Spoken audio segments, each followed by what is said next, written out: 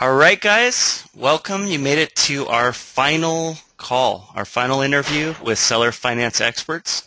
We're talking with our returning champion, Jim Eckley, and we'll be talking with him about really exciting issues, what to look out for, what to get away from, and what to capitalize on going forward.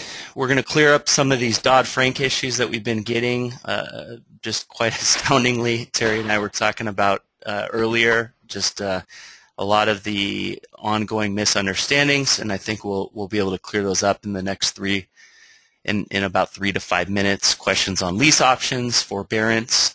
We're going to talk about trust tonight. We're going to talk about becoming the idea man and how you can become profitable based on this mindset. We're also going to talk about seller carrybacks. We're going to talk about due on sale clauses. We're going to talk about what's going on in the economy. We're going to talk about oil. We're going to talk about leverage. We're going to talk about margin calls, deflation. Currency is definitely in the news, and it's a really interesting topic. And and gold. So can we do a sound check, and can you guys give us a quick and simple yes, you can hear us? Yes. Mark is Jim Eckley. I can hear you pretty well. Yes, good. Good. Can hear you. Okay, perfect. Fantastic. All right. So Jim has been with us. We had an interview, I think it was about 3 months ago. And I think that's right. Yeah. So welcome, Jim. Thank you very much. I'm glad to be back. Nice. I also noticed some of the materials on the screen that's come up here for me and the other folks that have tuned in, and I'm going to take responsibility for several typos I see in there. I want to get that off my chest right off the bat under the doctrine of full and complete disclosure. We'll fix those next time around. But I do thank you inviting me back, typos and all. Nice. Well, for those of you guys who don't know Jim, he is a specialist. He's not just an attorney, but he's a specialist on issues revolving around alternative, creative, and seller finance. Of course, syndications. We're going to talk about trust versus LLCs, definitely a topic that we're very interested in, and as well government compliance issues. So he has spoken before and appeared before the Supreme Court. He's spoken before the National Association of Realtors. I go on, and Jim knows that these interviews are designed to get right to the point. So that's what we're going to do. So first question for Jim is, how did you find yourself here? How did you wind up in the specialization of this sort of polka-dotted kind of space? Well, I'd like to go back to the beginning when you said, here he is, he's an attorney and a number of other things, but he's not just merely an attorney. He's other items that are far, far more important, and of course, I think you're absolutely right on that. What got me into this entire business was being an attorney, and that I came to that by virtue of being broke. You know, you get a little tired sometimes of that, so you start looking for a career. So 40 years ago, as opposed to being an engineer in a time in our economy where there was hardly any employment, I decided to go back to college and get my own certificate to hang up on the wall, my shingle, and then work from there. Plus, obviously, being a business person by nature, the most obvious place to go was places where you could make your clients money. Not just be an expense item, but try to be some sort of a benefit to them that merits whatever it is you're charging. They're sort of like their partner in making money as opposed to their adversary, and try to have ideas rather than tell them where they can't go, try to tell them where they can. I'd used attorneys enough in my former employment. I was the superintendent and an engineer with a large Fortune 100 company, and we had to deal with lawyers because I was in the engineering department that developed new ideas and new products and also new machines. And as a result of that, we had to see them constantly, and I learned where I thought they fell down. So I tried to change that when I became a lawyer. And in addition to that, of course, I've been in real estate banking, I've been a real estate broker, financial planner, advisor, etc. And then obviously in all of these things, a business manager. So that brought me to this point by just virtue of age. Done a lot, and as a result, had some ideas about what's a winner, what's a loser, and the right marketplace for what it is I know to do my best. Nice, and that's what we're going to talk to you tonight about, separating the losers and winners. So, Terry? I guess we lost Terry.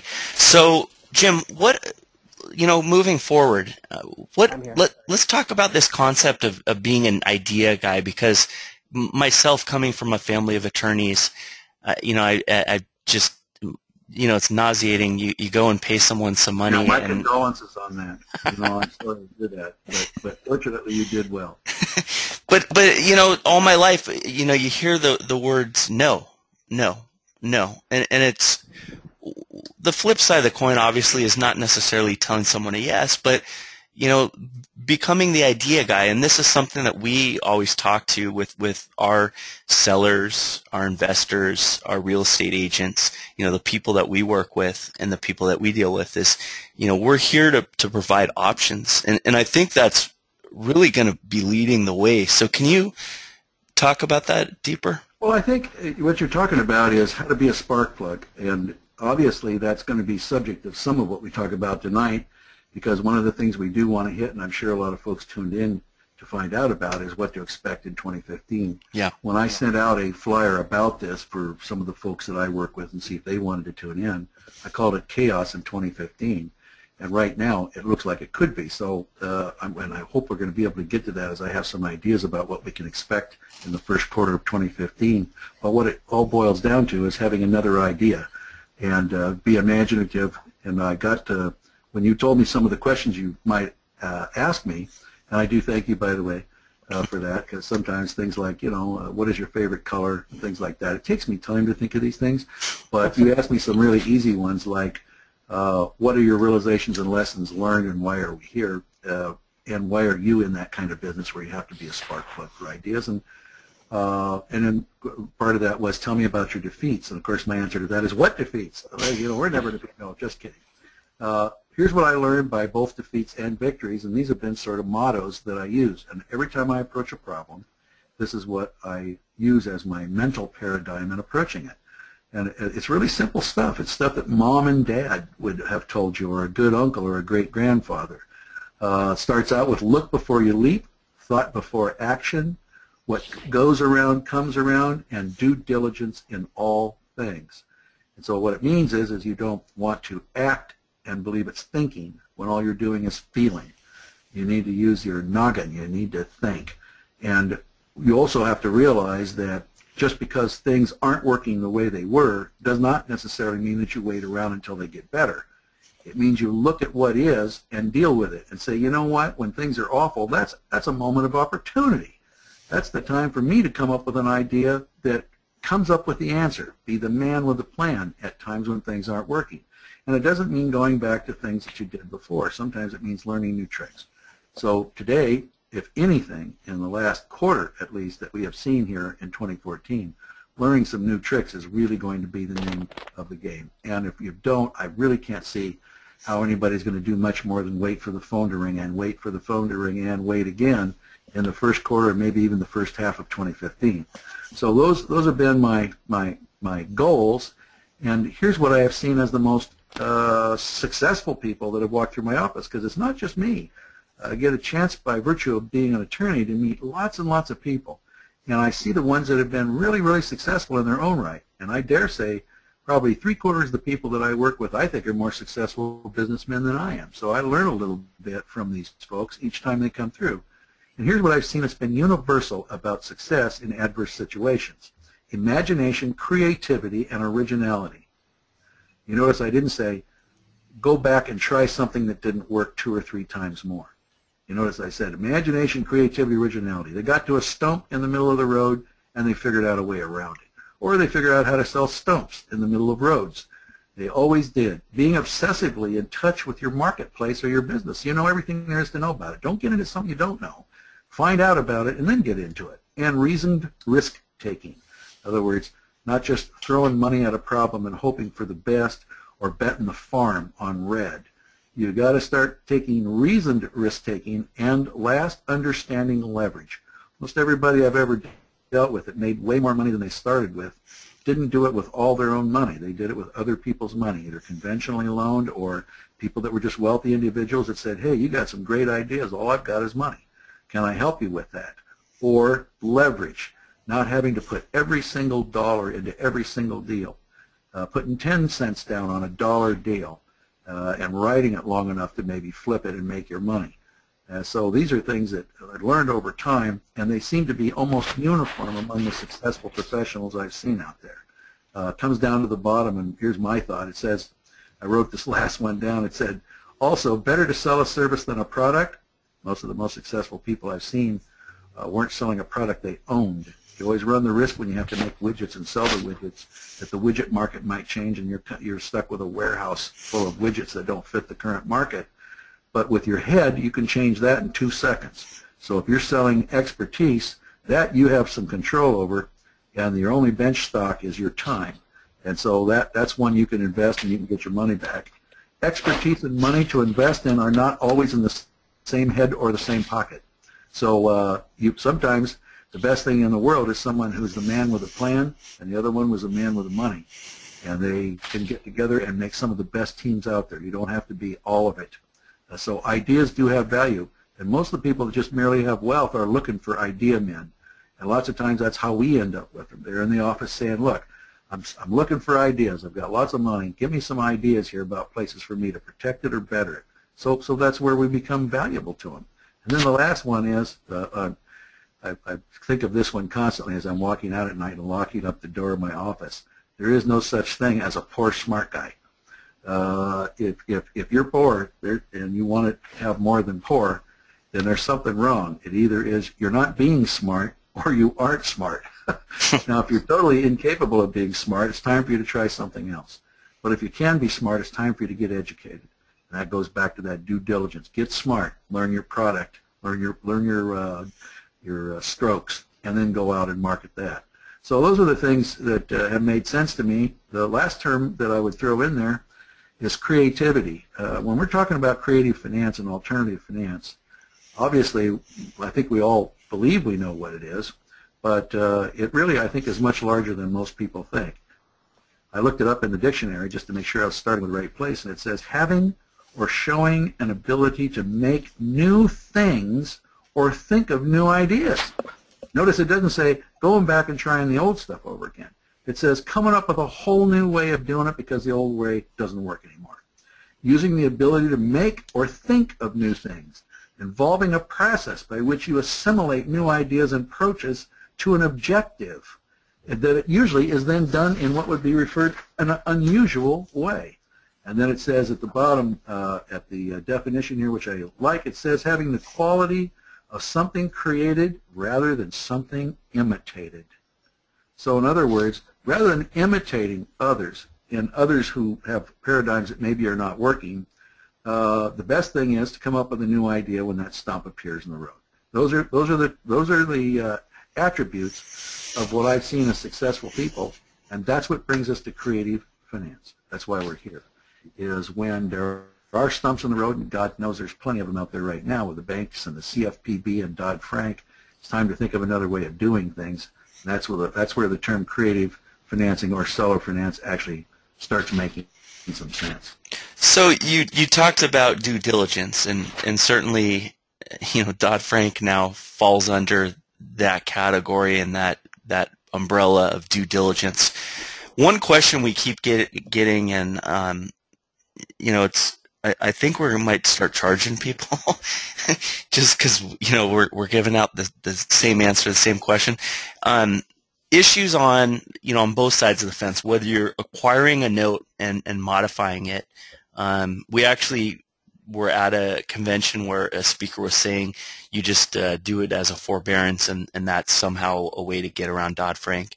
And then on the other side of the fence, people are talking about getting around Dodd-Frank by doing lease options, or B, just basically making a trust or an entity and then establishing multiple entities and trying to get around it. When when you read the law, we know what it says. So can you talk about that topic and the people that are still asking these questions about getting around Dodd-Frank? Well, I'm going to have to make it a shorthand discussion because Dodd-Frank and all the supporting rules, regulations, and those adopted by the C.F.P.B. compose about 14,000 pages. Yeah. So, as opposed to reciting 14,000 pages, let me give you the thumbnail sketch of Dodd-Frank and the CFPB, and I wish more speakers and folks out there in the industry would be willing to sit down and say these kinds of things, because it's not as complex as all that. I always feel like the folks that say, oh my God,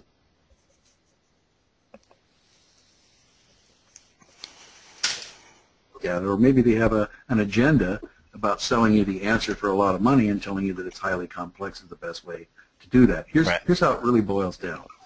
Dodd-Frank itself is a very expansive act that covers things far beyond what most of us are dealing with every day. The banking, even dealing with foreign banks. Basel III, how much hot capital reserves you have to have, and how much surplus there has to be in order to engage in the banking business, and international transactions and currency fluctuations. It's enormous, and it tries to encompass the entire economy. One section of it is the Consumer Financial Protection Bureau, which is created by it, and it's given jurisdiction over purely those things that affect consumers. So one thing one has to realize right off the bat, for most of us that are dealing with consumers, this is not business loans we're talking about. We're not talking about big banks and commercial projects. We're talking about consumers. That's actually a very narrow gauge right there. And unless we know what a consumer is, we don't even know if it's covered by the CFPB. And if it's not covered by the CFPB, the general rule is you can do it. So the CFPB says this: in order to be covered, it has to be a consumer transaction, quote unquote. Well, what's a consumer transaction? It's one that is done by the borrower for personal, family, or household use, or in the case of the acquisition of real property, that they're acquiring a property for purpose of occupying it themselves, or a member of their immediate family is going to occupy it, and it's not acquired for business or investment. Now notice that last little element. It's not acquired for business or investment. If somebody is a mom or a pop, but they're out buying a rental for purposes of maybe getting a little extra income, that is not a consumer transaction. Even though it's dealing with someone who's a mom or a pop type, and it's buying a single-family detached or a condo or something. That isn't what qualifies it. It is what is their intent on buying it. So to even get there, you have to look at that. And that would disqualify a lot of the deals where people are buying investment property, because those are just clearly not inside the CFPB, and you're really at that point then outside of the consumer regulations. And you have to start looking at a few others that govern commercial deals, but those are not really the subject of what we're talking about tonight. So now let's go back and look a little bit closer at the CFPB. The CFPB also has a theory in it that says if you quack like a duck, you are a duck. So no matter what you call your instrument, what the procedure is, or the process is, or the form of it, it's the substance that counts. So if you really are trying to make a duck look like an aardvark, the CFPB auditors are going to say it's a duck. They're going to say quack, flat feet, ring around its neck, flies. Yeah, okay, looks to me like we've got a duck here. So attempting to call it all sorts of tricky things really risks having it reclassified as an attempt to bypass the CFPB, and that would be what they call a UDAP violation, which is both under the CFPB and the Federal Trade Act, which says an unfair, abusive, or deceptive practice is itself actionable in a violation of CFPB. So if you're trying to get cute and get around the CFPB, if you're trying to jump the fence without buying a ticket to the baseball game, and you're caught and you're calling it something else, they don't have to go along with your definition of it. They go along with theirs, and then they can add to it that you've been deceptive to the people that you're selling or marketing that to, because you've given them the misadvice that it somehow is CFPB exempt when it's not. So that's the second rule. So the first one is it's a consumer transaction. Second is it's not nice to try to cheat Mother Nature. And CFPB is Mother Nature in these, so when you try to trick her, she usually gets even with you, and she's got lots of tools to do that. So how about just doing this? Rather than going miles and miles and miles around so that you don't have to do a stop at a stop sign for 5 seconds and then take off, so you make a 2-hour detour around it because you don't like to stop and think you're saving time, why not just comply? So if you are within the focus of all of these, let's comply. Now let's look at some of the things, because it's easier and it's cheaper, and it's really not that complex. So let's take a lease option as an example. There's all kinds of information out there here circulating. Lease options are exempt. And actually, let's apply the quack like a duck test to this one. Lease is going to give them a possessory right, and option is going to give them the right to buy. How is that any different than a purchase contract? It really isn't. And if they're gaining equity by virtue of being in the lease, such as a portion of the lease pays the option or something, then you really are building an equity, and it really is an amortizing debt that ultimately ends up in purchasing the property. So if it looks too much, I'm not saying lease options are themselves somehow deleterious. That lease options can be a very good way to buy and sell and have a lot of value. But do realize that they may have to be compliant with Dodd-Frank, and particularly, rather than just the format, what are they buying it for? Let's say if they're buying it to own and sit in, it is a consumer transaction. Therefore, it's going to be governed by Dodd-Frank and the CFPB. What if they're not? What if they're going to do a lease option because they're going to straddle this and leverage it a little bit, and they're doing this with 4 or 5 others, and it's an investment property to them. They're just hoping to be able to put somebody else in there as a subtenant, build some equity by virtue of that, and then exercise the option at the end and make some money. Well, in that case, that's a business or investment. It's not inside the CFP. So we don't even get to whether it's an amortizing lease option or what have you. And other people say, well, if it's the lease option, it bypasses the GARN Act, which bypasses due on sale. Exemption number 3 or 4 in the typical GARN Act, and those are usually spelled out on the back of your underlying mortgage, the exceptions against enforcement of the due on sale. It'll say something like the creation of a leasehold for 3 years or less not containing an option to purchase.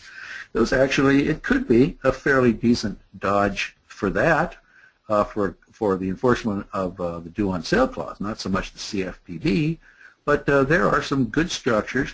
You can surely lease it for 3 years, and you have a separate purchase right in it, whatever you may call it, and it's not inside the instrument, it's outside the instrument. That very well could be exception 6 to the enforcement of the due on sale clauses. Now, we've seen ones where they do trusts. That's usually item number 3. The exception to the due on sale clause is the creation of a trust or a passing by virtue of inheritance or devise in the event of the death of the original borrower. Now, there's one problem with that. If you look further, it says a trust in which occupancy does not change. So obviously, right. You know, to do it in a trust, and the occupant is going to be some new guy, and I don't care if you call it an assignment of the beneficial interest of the trust or what have you, it's still going to quack like a duck, and it's going to be treated like a duck, both for due on sale clause purposes and for the CFPB. So these are misnomers. Another one, a forbearance agreement. Yeah, that one comes up a lot, Jim. Okay, what you're asking there, to make it clearer for everybody here, because I do get that one a lot too, is someone buys a package of existing notes. They buy them from a lender, or they buy them from somebody else, or they have a group of them that they generated themselves. Now, the CFPB went hard with all of its new rules on January 10th of 2014. So the question is, if I have some non-compliant ones under the CFPB now that I generated in 2011 or 2012, or I bought a package of mortgages and they all came out of 2010, and none of them would be CFPB compliant today, am I in any trouble? Well, the answer typically is, if you don't change them in any way, then you typically are not. But the moment you try to modify them, amend them, or either by direct notations or allonges or amendments to the trust deed or the security instrument, whatever it may be, land sale contract, or in the case of a mortgage or trust deed, by changing the note, and it could be modest things like, at one time there was no reserve for taxes and insurance, and you go to the borrower and you want to put some reserve for taxes and insurance, and they agree to it. Well, even little changes like that might even just be minuscule accounting changes, brings the CFPB back in again. It says, okay, now you've touched it, now you've got to comply. Now, some of the folks are running around out there saying, well, if you get some kind of a side agreement that's a forbearance that says, well, these are changes that we'll just forbear on, even though they're technically violations of the existing instrument as it is still written. We'll just agree to forbear on it. Again, substance over form. That is effectively, between those two parties, a modification of the instrument. Yep. And the fact that they didn't take their pencil and put it on the instrument and make the changes there and initial it is irrelevant. It was changed by a separate document. It's still a modification.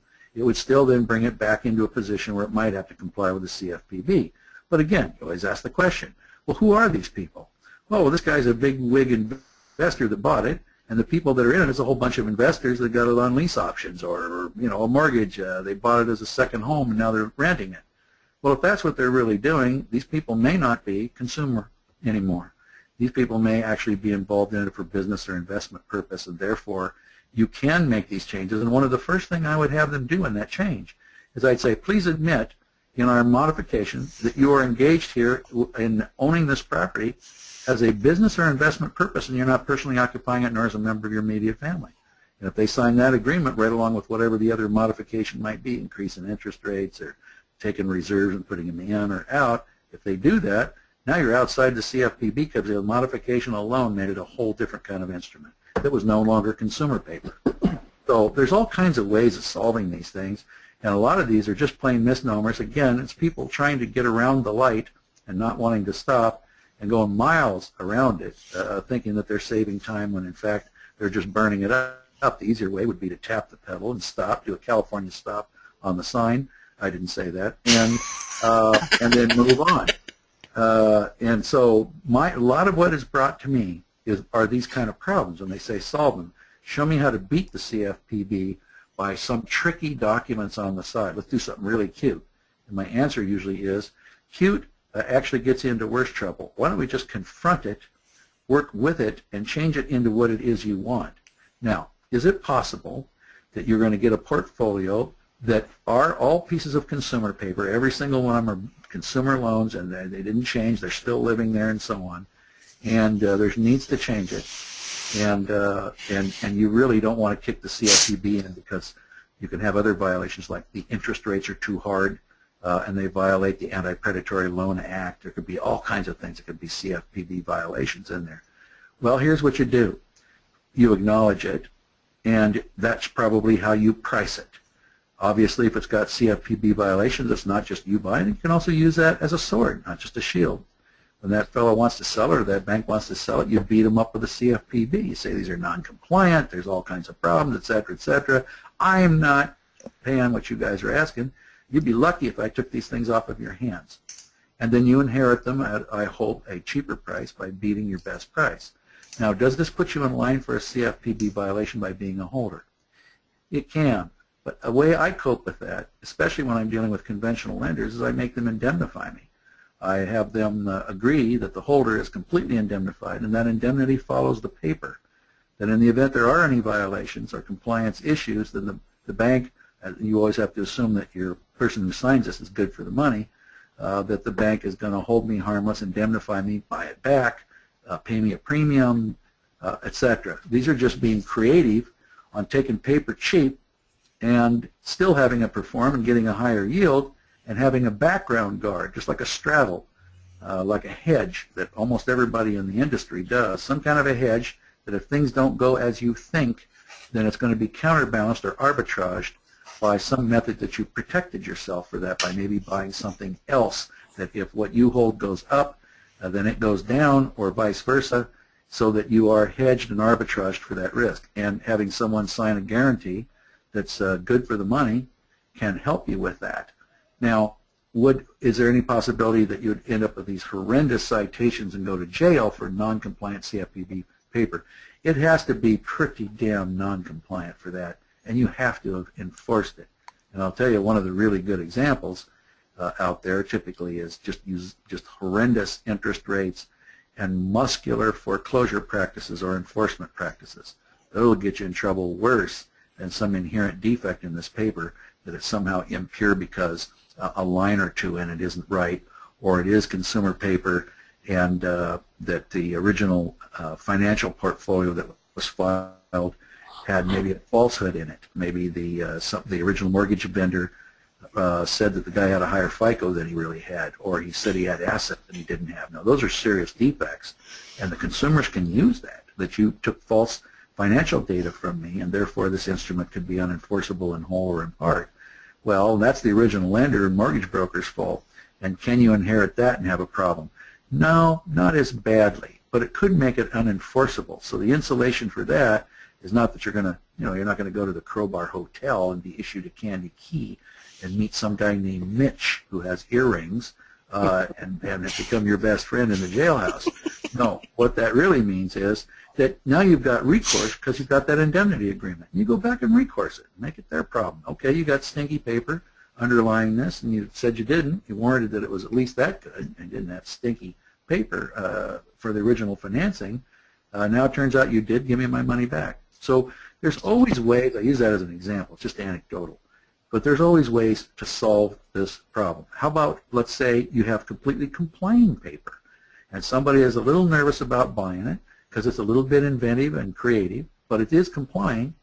You can execute an indemnity and say, look, for the first year, if anything goes wrong, I'm good for it. I'll pick up the paper or I'll pick up the payment. Another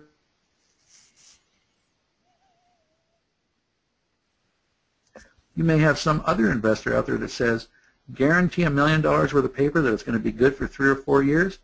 You know, I've had my lawyer look at this paper. It doesn't look too bad to me. I don't think the risk's very high. Give me 10 grand, and I'll stand as the guarantor for 3 years. And if it goes wrong, I'll get the paper or I'll make the payment. So you can even enhance it with even third parties being more and more creative, because everybody's here to make some money. And for someone to make $10,000, and I just use that as an example on $1 million guarantee, Sure. Make $10,000, the easiest money they ever made, and most of those never come to fruit. They never have to pay a dime. Hey, Jim, I have a question. This is Terry here. In some of those, like you gave the example of, you know, unless it was really, really out of the box, you know, horrendous paper being written, that the CFPB probably wouldn't come in on it.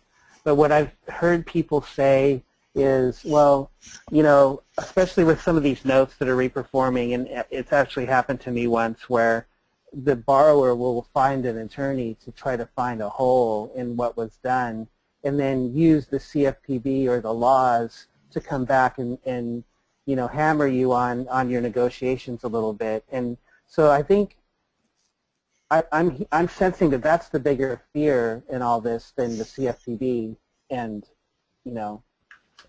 Well, and I think that is the standard operating procedure right now, Terry. Excuse me. If you have a consumer, now remember, consumer that comes in the door, the reality is they don't have enough money to pay it. Never probably did, and now they're looking for holes to stall it. Remember, not one of those stalls means that they don't pay money that was actually given to them. They don't forgive the debt. They don't say, oops, big error, you shouldn't even have qualified for this loan, or this was a HELOC, and this was a purchase money mortgage, and the lender told us it was a HELOC, and it really wasn't. It was used to purchase the property, which is a whole new underwriting standard. So it's wrong there. Well, that doesn't mean, therefore, turn over the deed and I now own the property.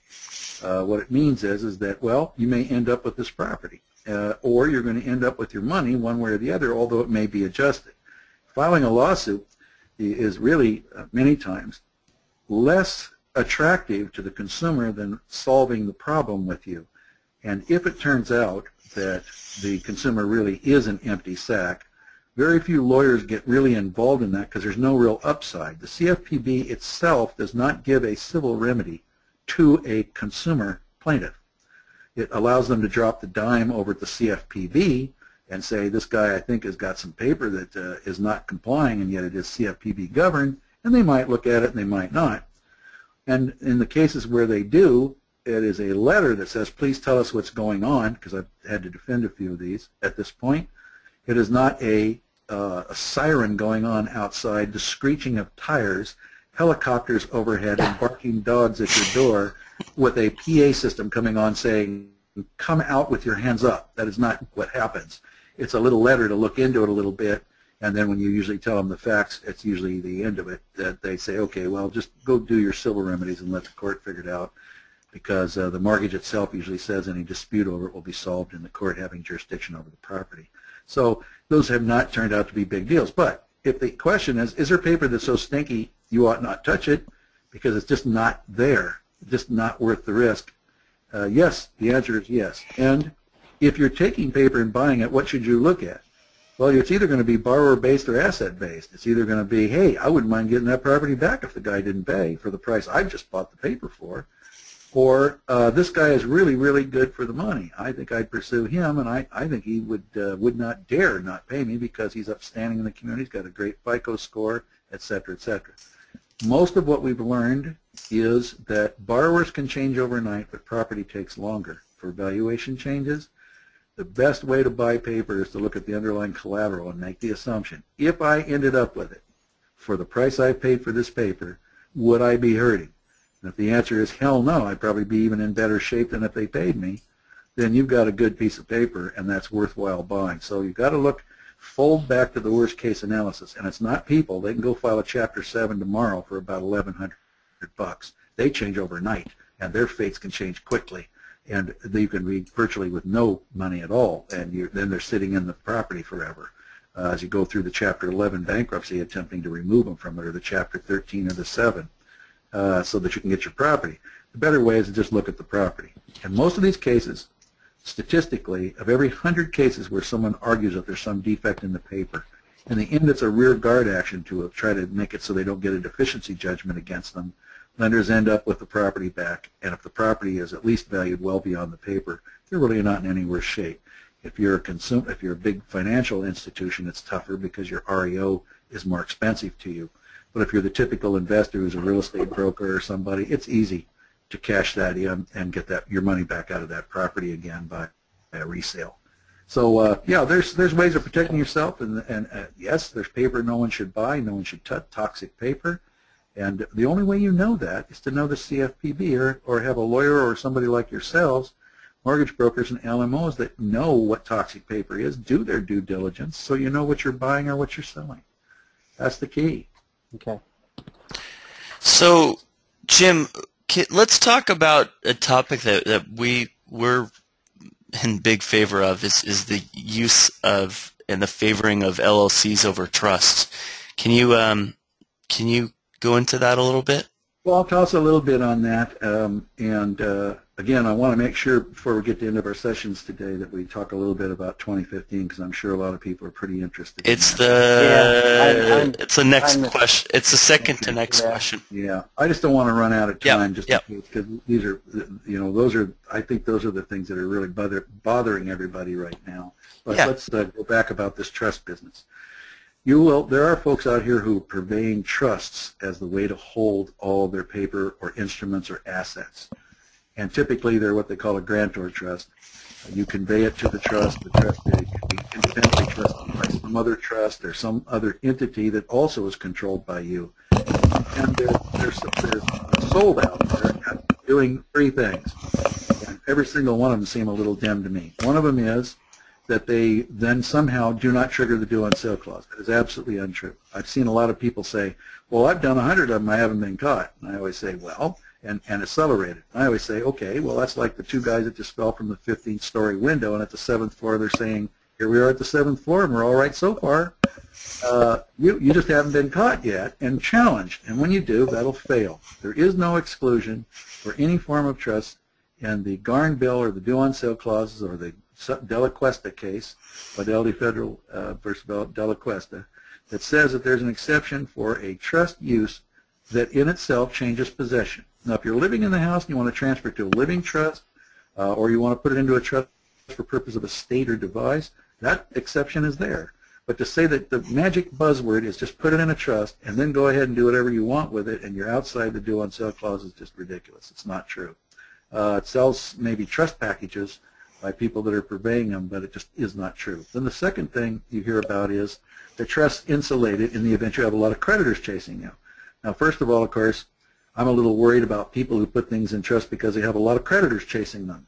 I'm not sure I really want to work sometimes for folks like that because the next thing I'll be one of the creditors chasing them, I guess. But in any event, that used to be the answer until LLCs came along. They're a relatively new critter. And most of the states have interpreted LLCs, of course, of being as a separate instrument, and many of the states say that they're totally impenetrable. The only thing that you can get on them is what's called a charging order, even if they've done egregious things. Now, remember, that's not insulating for what's inside. So, for instance, if you buy a motel with an LLC or a trust, and somebody gets in a slip and fall or falls down the stair or the railing comes off or something like that, the entity is still going to be liable.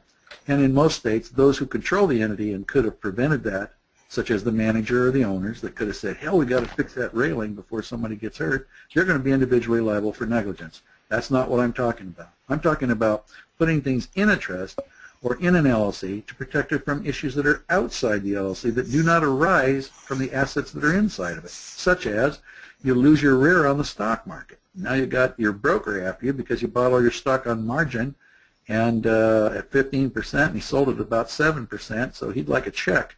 And that could be an issue. Can you put an asset inside these instruments and then have that asset insulated from the charging of that person towards that asset with an intent to levy on it? And the answer is, for most trusts, usually not. And let me tell you why. Most of the trusts are drafted so that the person who really owns the property still has some control over how it's disposed of. Doesn't matter how they do it. They could have a trustee that's another trust or something like that, but it's a trust they control. The general rule is whatever the beneficiary can do, so can the creditor.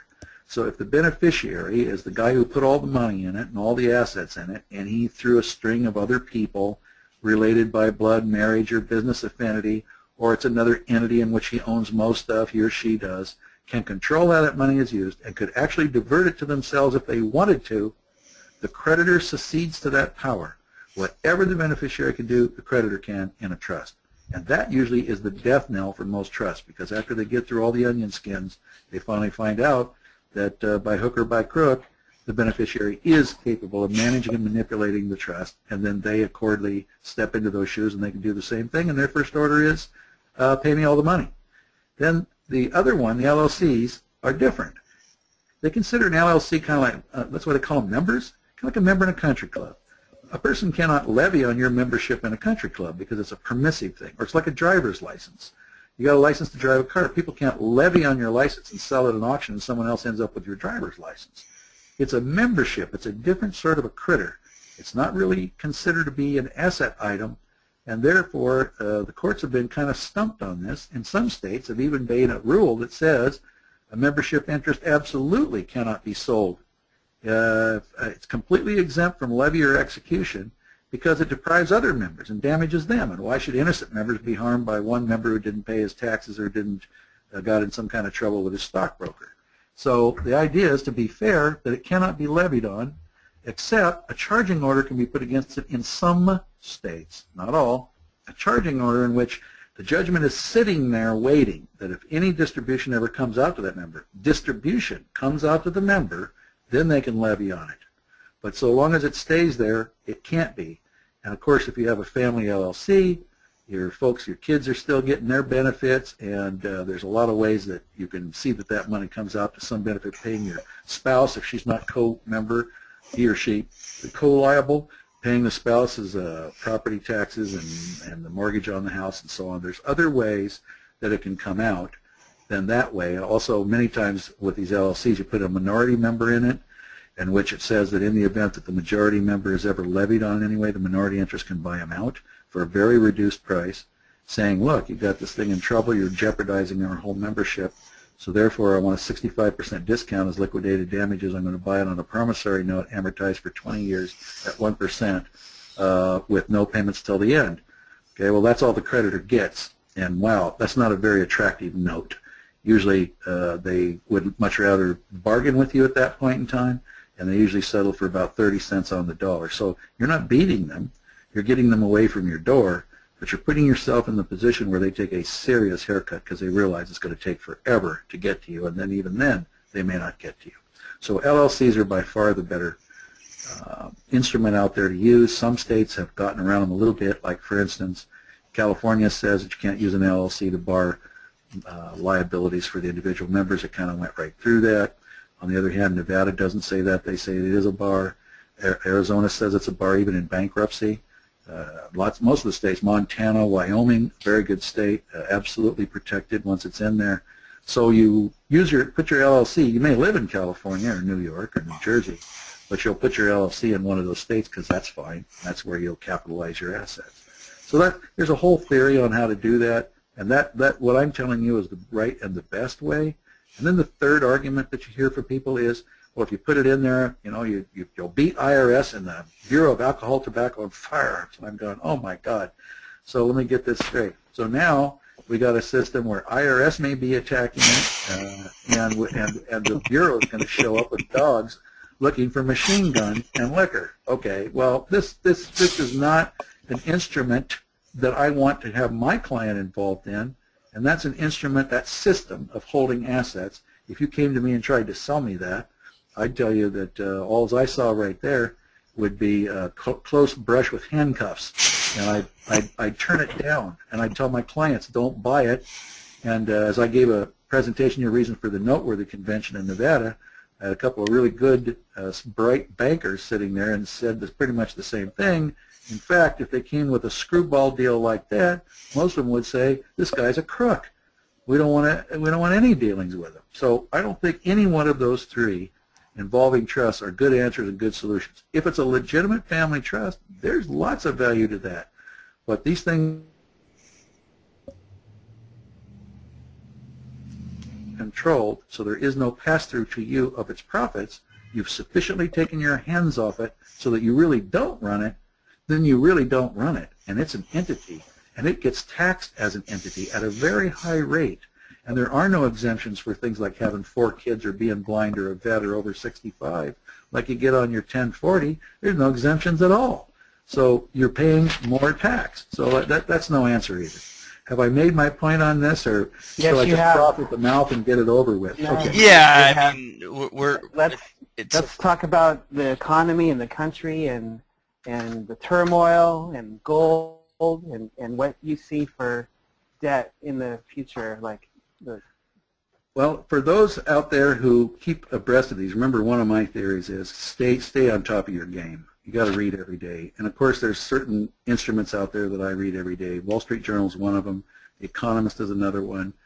You also try to keep in touch with material that's coming through the news, but much of it isn't even true. So you always have to have a little bit of a doubt and say, okay, I guess that's what a newscaster thinks about the economy. He's a journalist. He or she went to school for 4 years. I don't see any PhD in economics anywhere in their resume. So I think I'm just not going to, I'm going to take that as a given. And you know, since they're a popular newscaster, maybe they've convinced all of my potential clients and customers out there that that's the truth, and there may be some profit in the fact that they are now disinformed. So I always try to stay on top of my game. I read these things. I really like it. And I have to tell you this last quarter of 2014 is shaping up to be a real troublesome note to start 2015 on. And I think we all know that there has been an enormous change. Wall Street was scooting along pretty well, and having all-time highs almost once a week, topping up what they did last week. Most investors were sitting right where they were. There wasn't a lot of migration between assets. They were pretty comfy because they were getting their coupons.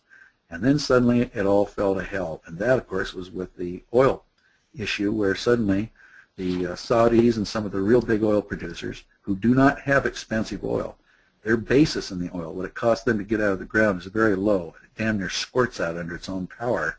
But when you compare it with oil that's produced by fracking or oil shaling, that's pretty expensive oil.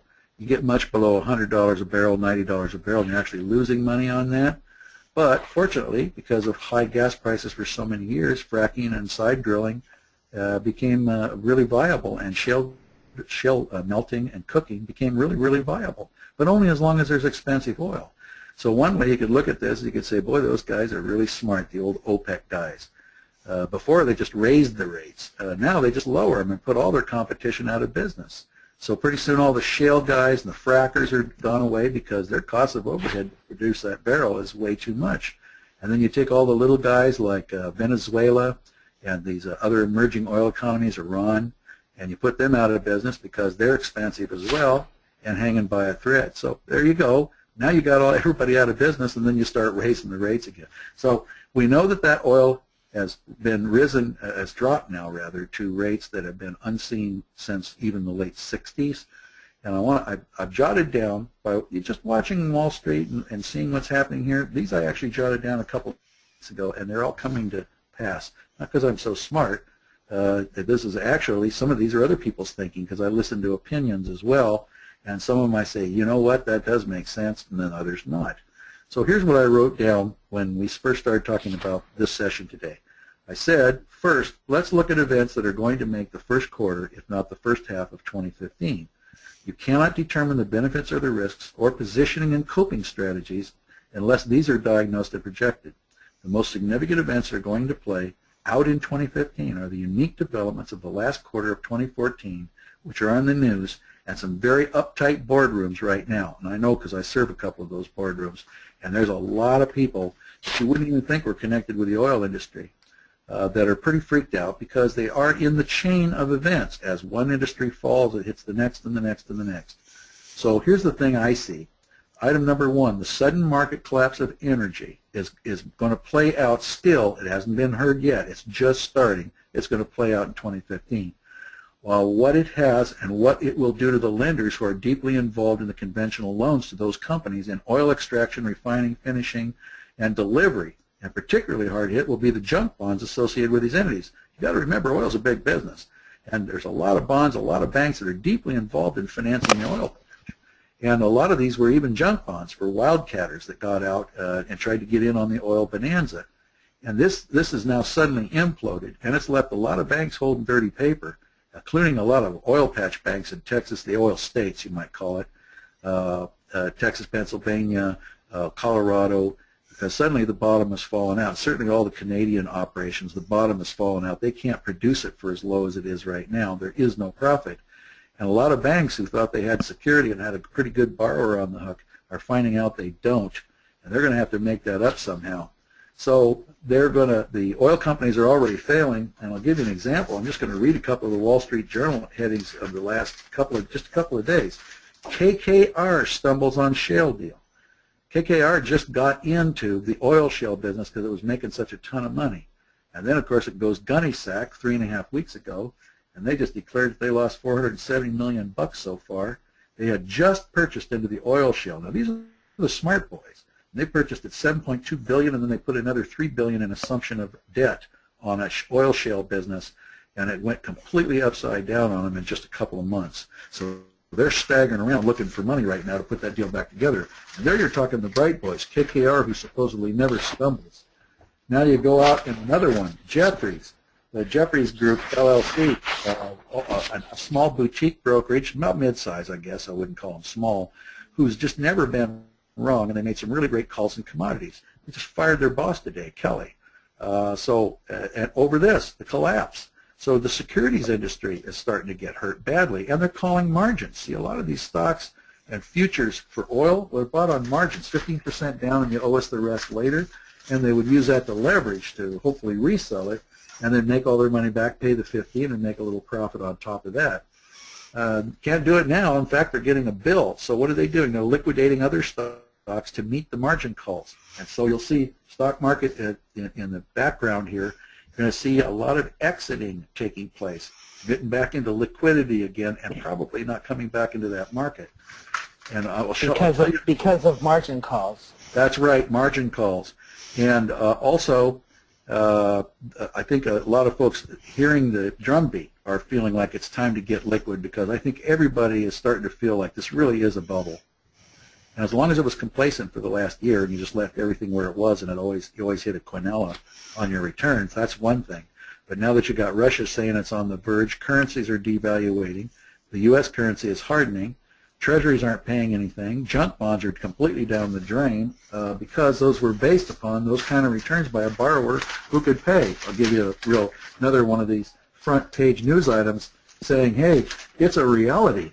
Front page of newspaper 4 days ago, oil companies and reel on price drop.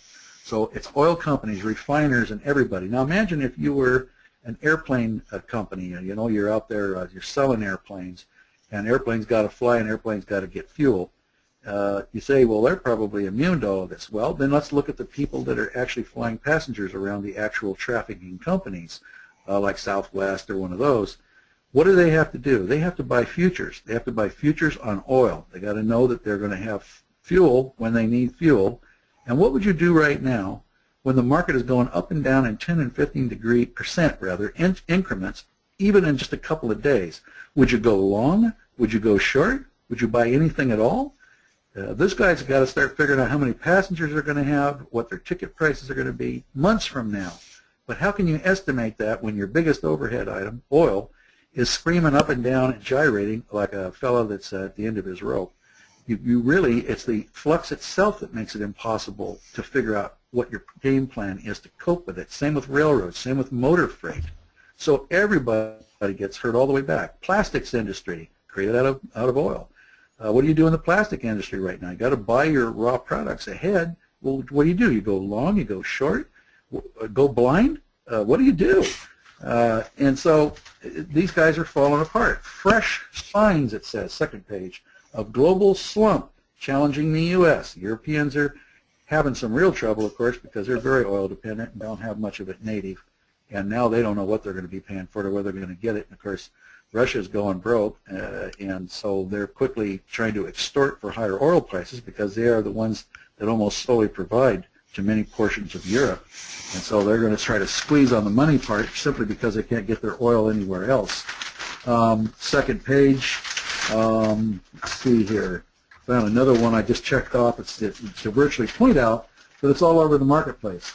Here we go. This one was December 18th. Junk bonds fall into the red. Now remember, junk bonds on the Wall Street were about all that was left. And so now they've crashed, and they figure out they're going to finish out with a loss this year, the junk bonds. Not a slight gain like everybody was hoping, but a giant loss. And so the junk bonds, which were one of the things that actually gave people yield, those are folding up, and it's all two things, oil and uncertainty about how this is going to, the ramifications it's going to give on the overall market. Gold got headed down. Why? Because gold gives no yield. The only yield on gold is growth. And right now everybody realizes that they've given up on growth. There's a general belief out there that growth as a factor is not likely. That's the appreciation of the equity itself. That income is what it's all about. Get the dollars and get the income and forget this growth business.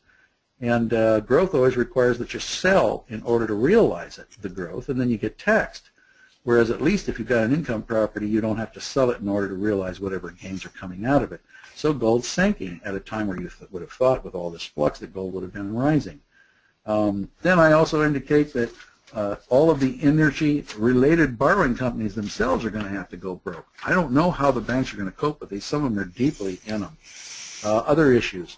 Energy cost fluctuations will affect every user, such as airlines, rail and motor freight, plastics, carbon-based fuel-fired utilities.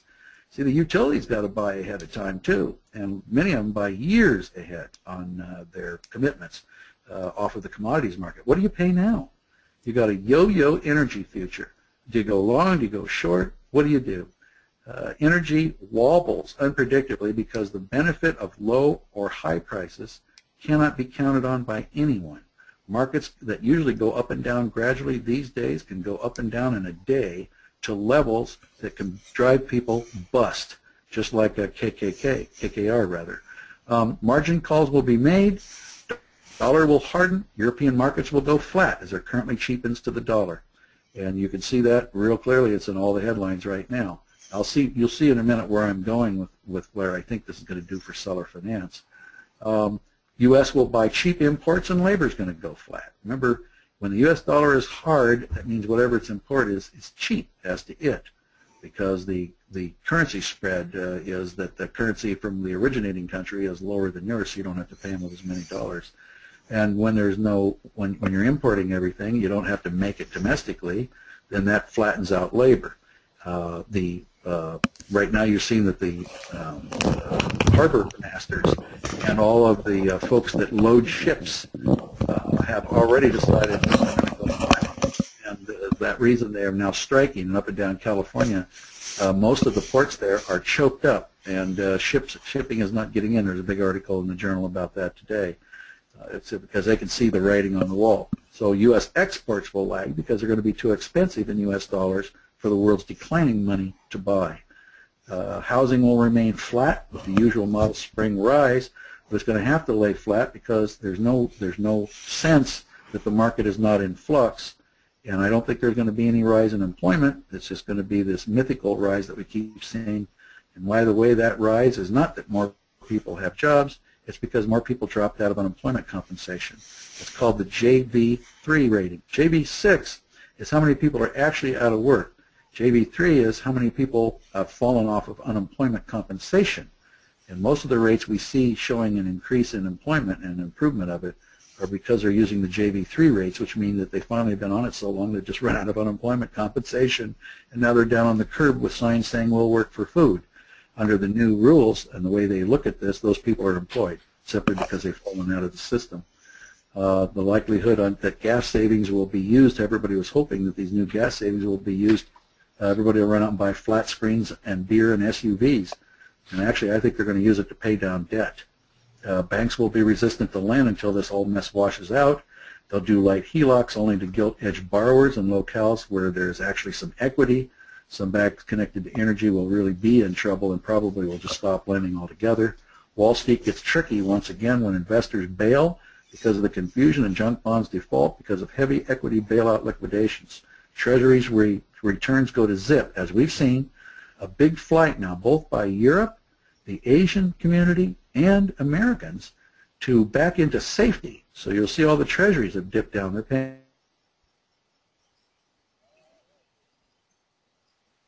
where their faith is in the economy. So domestic and foreign economies are going to seek safety, and they're going to buy these things like mad. They're buying them in huge volumes. China just bought an enormous chunk last week to hedge for themselves and get back into stability. The Fed is going to get the message that this is not the time for any new market shocks like an interest rate increase. It's not going to do it. It's going to keep them at almost zero throughout the first half of 2015 and maybe even beyond. Bond with low fixed rates are going to go down in value, and the ones with higher rates now tend to produce less net yield because everybody's chasing the higher rates and paying too much for it. So, as you know, yield is a function of price. And so if you overpay for a bond, it means technically it's taking away from your yield on the actual money that's invested. The Fed reverses will confuse Wall Street and Main Street. OPEC gets a new lease on life. A Republican Congress diverts the CFPB and the Dodd-Frank attention by hounding it with extinction threats. Now, as you know, they've been against these things from the get-go, these rules, the CFPB and Dodd-Frank, injured their community quite a lot. CFPB is going to lighten up without admitting it because it's going to have to get along with a Republican Congress which believes that the best solution for the CFPB for it is to die a miserable death. In real estate transactions like hard money and private seller carries, they're finally going to catch on as just about the only act in town, if one is serious about making money, despite a lousy market, is because of a lousy market. And that is where seller financing and hard money come in, and that's what brings us here today. So I look at a really horrendous national marketplace in the first quarter of 2015 due to the flux running till mid-year at least, and that in that marketplace of desperation and business must go on and life must go on, that's where hard money and seller carries are going to really get their revival. And I think we're going to see a lot more. What do you think, Mark? Well, I mean, definitely people are continuing to ask us, you know, we're looking on the MLS, we're looking and seeing reduced. And I think, you know, in my own words, and Terry obviously has his opinion, I think the conversation is discount, which a lot of people don't want to do, and, you know, we have a great strategy alternative for that. But, you know, realistically, the question is if you want to get your price, whether you're an investor or a standalone seller or a real estate agent working for a seller, the question is carry financing for the buyer, and why wouldn't you when you understand all the benefits, or discount the property? And that's correct. I think you're on it. Well, I've seen you do something else that I think is really a good idea, especially if there's real estate brokers that are listening today. And that is, most of them say, oh, you can't get people interested in seller carry. The seller wants all their money, and they want to be done with this thing. They don't want to be involved. And the answer, as you have shown, is no. Here's how it's done now. It's done as a 1-2 stroke. yeah, You have a buyer who needs certain terms and specifications they can't get any other way, but if they get them, they can buy. And remember, there's a lot of people who got defrocked by such things as strategic givebacks of their property during that crunch period, but who actually have pretty good jobs and pretty good money, but they got a stinky FICO jacket on them. They're not going to qualify, even though they got money in the bank, and they're both employed and they're in pretty good shape financially, other than the fact that they got late and gave back a property maybe during the mortgage crisis because it was overpriced, and they were in it for probably $500,000 on a $250,000 house. So they made a change, and they took their bite, and now, of course, it's coming back to haunt them. That's a really great group to lend money to. So you can find a lot of really good, motivated buyers out there because a seller carry is the only chance they're going to get And by gosh, they're going to pay that if it's the last thing they do. So now you have a willing buyer. Now, you're never going to get a willing buyer offering a seller carry if you don't put it in a multi-list that way, assuming that you're a realtor and we're talking about residential property.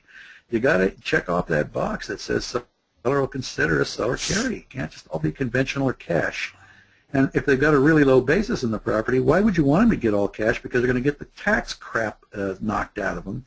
Sometimes it's better to get them on an installment agreement so it moves the gain over a period of several years and can actually reduce it by thousands and thousands of dollars in tax. So even mom and pop, they're not desperate. They own a house. It's got a bunch of bedrooms.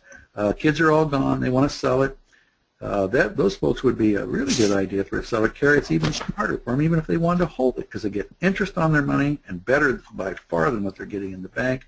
They're still holding the paper on the house. They're going to get it back if it doesn't get paid. They're going to get a pretty qualified buyer. They're going to get installment treatment so their taxes go way, way, way down. That's a winner right there. But let's just say, no, they don't want it. They can resell it to you or to some of your clients. Yeah. Hey, Jim, real quick, in addition to obviously being able to sell the note and then continuing to roll over the tax deferral, what are your thoughts on, I saw this article, Terry saw it too, there's two studies that came out, really interesting. 90% of the 76 plus million baby boomers net worth is in home equity, and at the same time right now we're approaching 2/3 of all financing being private. I mean, you can almost call it a perfect storm. Well, I think it has to be the trend, and people keep thinking this is new ground we're plowing, but for old guys like me, I came from Oregon where in the early 1980s and late 70s, 30% of all deals were seller carry. That was just normal. Yeah. It was considered that's just part of one of the options that you do. That's one of the East Coast is that way right now. Values are so low, and they're all seller carry because banks under 100,000 won't lend money because their costs are too high. That's right. And you know, the quality of the borrowers I've seen on these seller carries, if you forget for a minute that they had some hard times as they were rejiggering their economics during that 10-year where everything was collapsing and property was worth nothing, they took some steps that they had to take to save their family and make some good economic decisions, and some of it was to send the keys back to the lender. That was probably a very sound decision. Actually helped a lot of people do that. Now they've got a jacket that keeps them out virtually of borrowing, and they would be a prime borrower, but they're going to be benched for a while. And so they make very good borrowers, and they also, this is their one chance to rehabilitate themselves by reestablishing their credit on a loan that they can then prove that they paid consistently, and now they're looking good again after 5 or 7 years. And so they become some of your best borrowers because they're the most motivated. When you buy paper from a bank, most of the time, of course, the borrowers have already shown what their motivation is. It's terrible.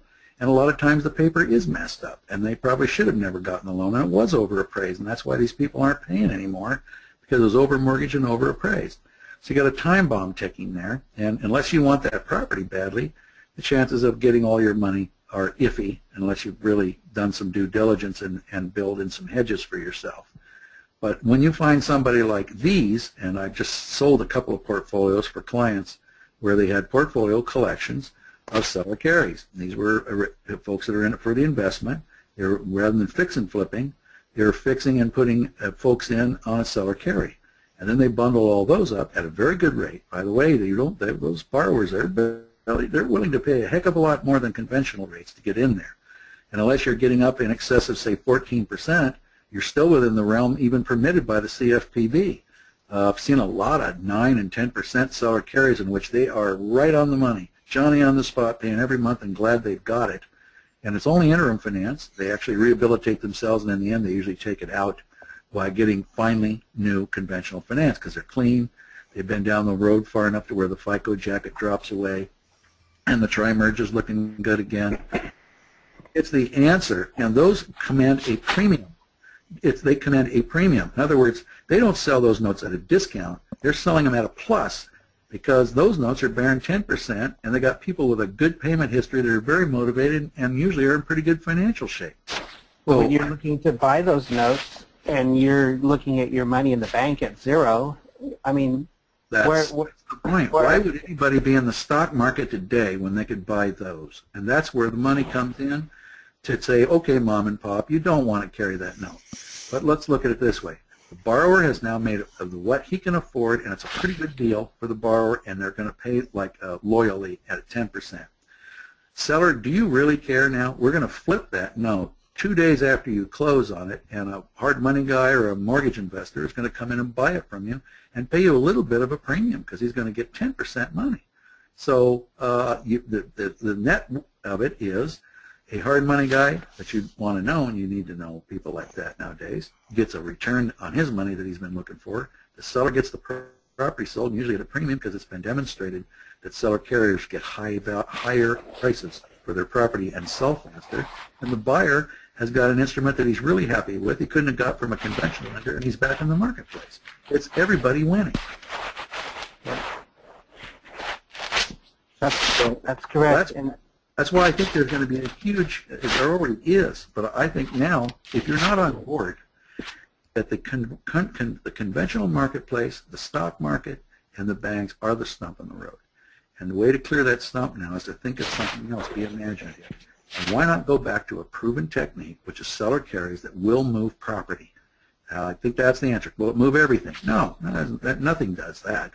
So will it solve a lot of problems, though, that otherwise have no solutions? Yes, it will. It even solves tax problems where people have a low basis in property. And they, for instance, want to use some of their exemptions and space it out over a couple of years. This is a perfect solution for them. For an investor, it's leverage.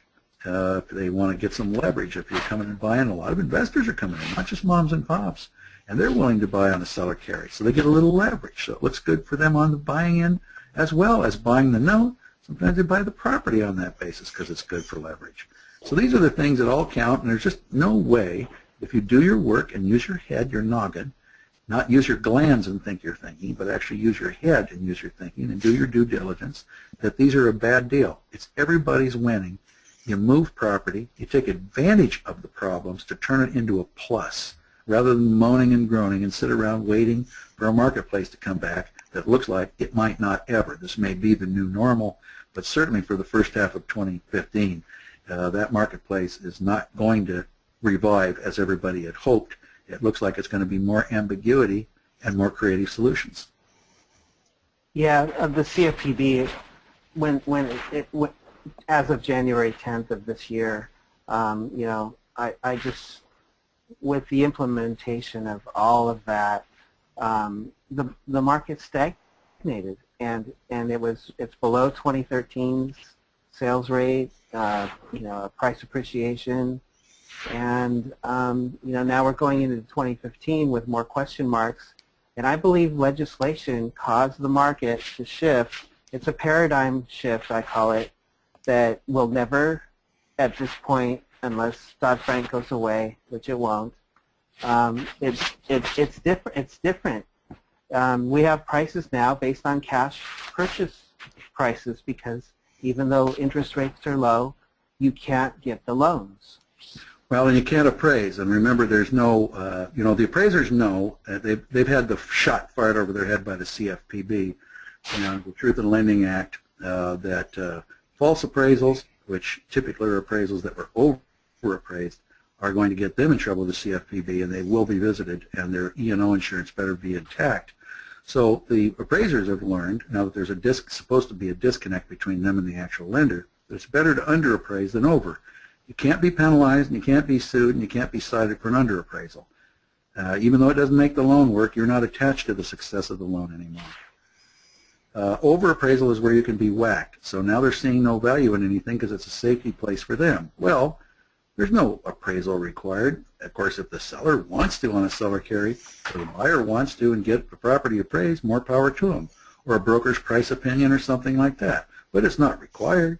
So there's the ability there even to maybe even set, if you don't, you could even use an appraiser, but you could even set the standards for the appraiser and say, I want this kind of value. I don't want you to consider as comps on this appraisal any of the foreclosures in this neighborhood or any of the deed backs or the short sales, because that's not how we're going to evaluate this. I am the seller. I'm going to be carrying the paper. This is my house.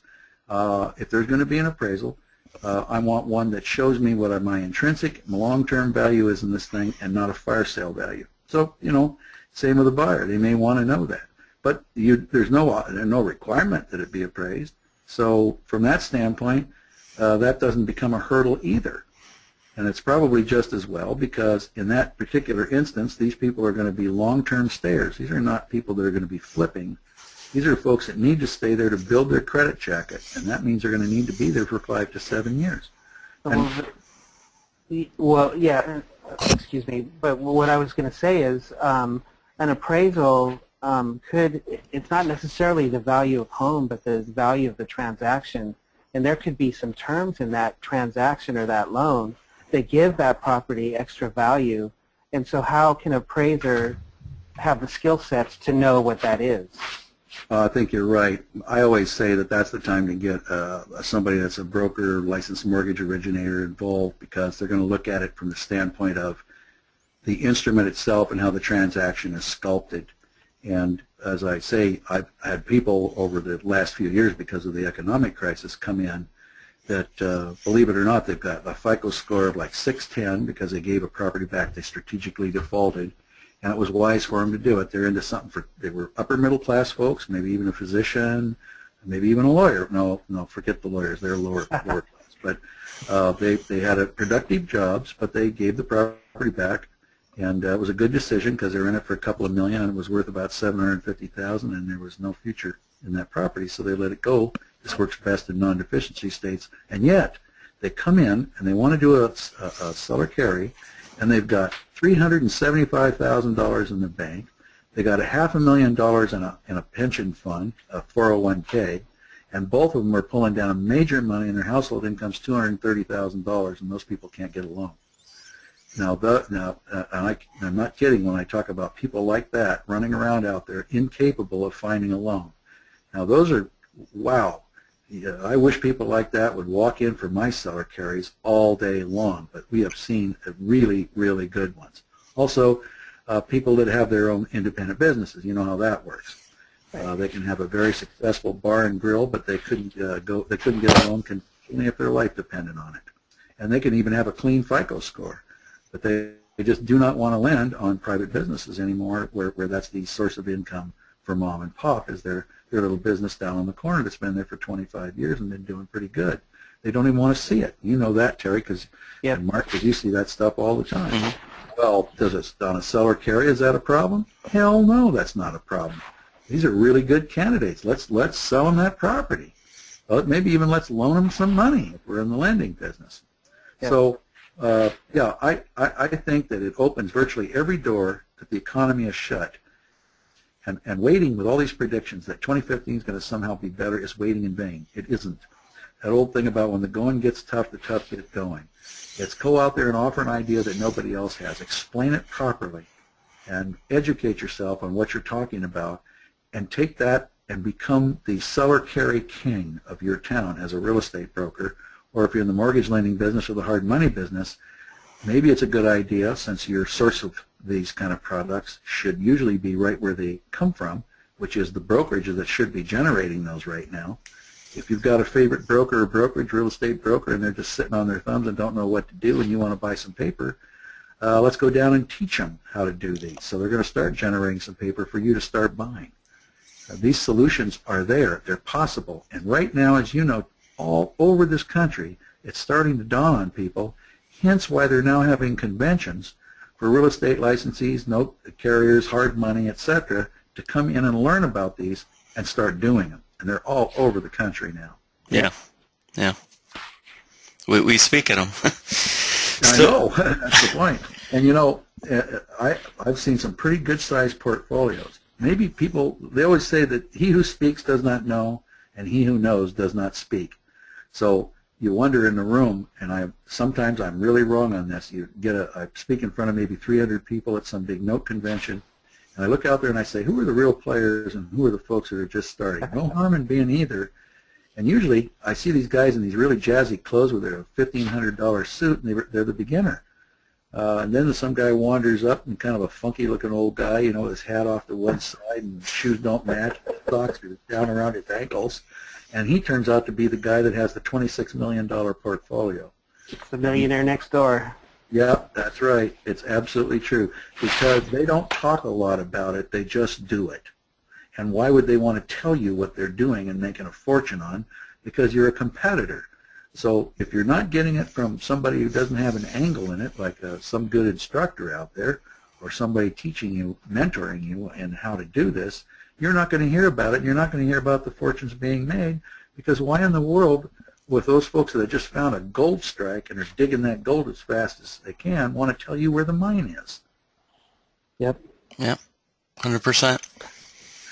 Well, that's. I think we've actually given a pretty good idea of Yeah. I'm ready to put my stake on that. I have to advise people on their money fairly consistently, and what I've just said about what to expect for 2015, i.e., it's going to be chaotic, and expect some real nasty stuff probably on Wall Street. It's already starting to happen. I think I'm going to stand by that, and I don't think I'm wrong. I agree with you, Jim, with what I've been reading, and your philosophy of reading every day. I've done it over the last couple years, and I live by it now, because the world is changing so fast, and you just have to keep up with it if you're going to survive. Well, if somebody wanted to start getting started on this and they really didn't know where to, whether they're hard money or otherwise, what would they do next, Terry? Well, I would go to the real estate investment clubs. They're very inexpensive. They're all over the country. REIAs, I believe they're called, RIAs. And every month they have a speaker. And I would start there and start getting educated. There's some things that have come up that on the internet. And I get them every day or whenever they come out, like Malden Economics. I think you turned me onto that one. Oh, that's a good one. The guy's phenomenal. It's macroeconomics, and I love reading everything that they put out. Like you said, just read and. Can I answer that I question? think there might be one other thing too, which is go Yes. down. You're the education director of your Association of Realtors, which is where all this product has to start from. Is to go out and find speakers like yourselves to come in and tell everybody how to do this so they can start doing these projects? Yeah, that too. Yeah. Yeah, you want to have a sphere of influence. I want to do a shameless plug since we have you here. We are in the process of finishing a book entitled Seller Financing and Real Estate Note Investing in the Dodd-Frank Era. And you, of course, are writing the foreword. So we wanted to give everyone on the call a chance to get a pre-release of the book, which won't be this week, but in the coming weeks.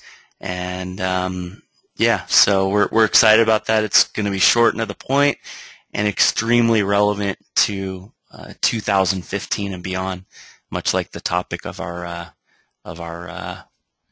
of tonight's talk. So. Well, and I think that with those armed with those resources, I think it gives everybody a start. And Yeah. The one thing I always like to tell everybody as we wind down on this session today is that the DFA, the Dodd-Frank Act, and the CFPB, there was a lot of noise made about how complex it was and how terrible it was. If you really just sit down and read it, it's not really, but nobody took that time. And do remember, there was a lot of political forces running around at the time that were very unhappy with the fact that it passed and that things got a little tougher. And so it behooved them to say it's complex and impossible and et cetera. And what it really did is it scared everybody so badly. It's like an animal cornered and they don't know whether to turn left or right. What do? Well, they just sit right where they're at and they don't move.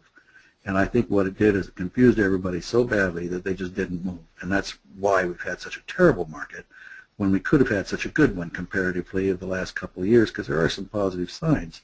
But it was a wet blanket tossed by people, I think, who had a motive to make it sound as though it was the end of the world. And it really wasn't if you just sat down and read it. Now, does everybody have to read it? No. You got fools like me that have no social life. I sit down and read it. And we'll tell you what it says. And I thought I just did in maybe, about 4 paragraphs. I think I simplified it. And believe me, I virtually had to read 14,000 pages of materials to get down to what I just said. And that's what it's really all about. And in most cases, fighting the law is really just swimming up against the current. why do that? And also, if you fight it and it's non-compliant, you're not going to have a piece of paper that's worth anything when you go to sell it or collateralize it. You want one that is compliant, so you can use that as a selling feature. It's CFPB compliant. And the only way you have to do that is just have someone help you and walk you through, mentor the thing, whether it's a lawyer or somebody like yourselves. And as we know, there's certain deals that are regulated that you can't do without a licensed mortgage originator. Well, my gosh, a licensed mortgage originator has been behind every mortgage you've ever gotten conventionally, so why not use them, get to know them? They can wave their wand and make magic things happen, and they usually know where the market is for what you've finished by virtue of your paper and know where to go sell it and what the market wants so you can get the maximum amount of least discount or the maximum amount of premium on it. So these things make sense. They are the survival mechanism. They won't be forever, but it's another tool in our toolkit, and I think we need to know them. Jim, what's the solution for this question keeps coming up? What's the solution to comply with Dodd-Frank? The solution is really simple. It's my three-point test, and I just gave it to you a minute ago. Is it once someone's subject to Dodd-Frank, what's the solution? Hire an MLO. Oh, yes, I see what you mean. Okay, I'm sorry. You were giving me some softballs there, but I guess it's getting late. They're bouncing off my head rather than my mouth. Okay. What Mark's getting to, for those of you that are out there today, and I guess we've got a pretty good crowd on today, and I congratulate you gentlemen on hitting a subject that apparently has got some interest, or maybe it's the smart guys are listening because the dumb ones are home sleeping, but the smart guys are still online because they want to make some money and they realize that this is where it's at. What you were alluding to there is the Dodd-Frank Act does say that certain types of complex consumer deals, or consumer deals where the lender, the seller, has sold quite a few properties. He may be selling his third or fourth property. That's where it starts changing a little bit, and he becomes a person who now has to meet a little higher standard of care on the terms that he gives the borrower. He can't quite be so, he can't hammer on him as badly as he can when it's 1 to 3 properties. That there is then CFPB kicking in, and it says, I'm kicking in because I want to protect the consumer, because we're getting up now to where our seller's a player. He or she's been around. They get it. They've done a lot of deals, and we don't want to have a disadvantageous situation where we got a shark eating a little minnow here. So CFPB says that's where they come in, and that's where they want to regulate. And they did create a safe harbor, which is they wanted to regulate the borrower's ability to repay. They don't want what happened for this last 10-year period to happen all over again, and they realized that primarily what the cause was the borrowers really did not have the ability to chew the gum that they put in their mouth. They could not pay. They did not have the ability to repay the ATR. So to protect those borrowers, when you get up to certain levels in the CFPB, they've created a couple of places where there's lines that once you cross over it, you now need a licensed mortgage originator to bless the deal, to look into the borrower's ability to repay and pass an opinion.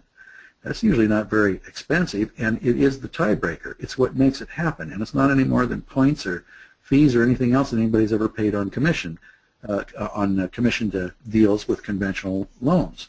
So you need an LMO. The LMO waves their wand if they find that there's value and they can make it meet the ATR requirements from a bona fide standard of some kind that they identify.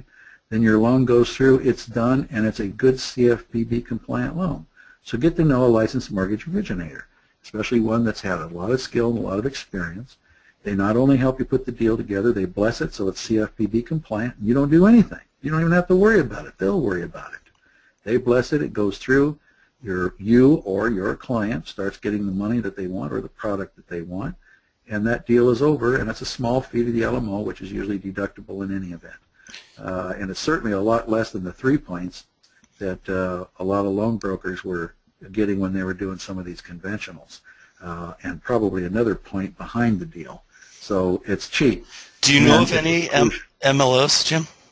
Yeah, I do. In fact, I'm talking to one right now. You two wild guys are the ones that I have been using and I've been recommending, and I really like the work that you've done. You really have done the kind of job that makes people want to come back again and again. And I also like the fact that you find markets for it.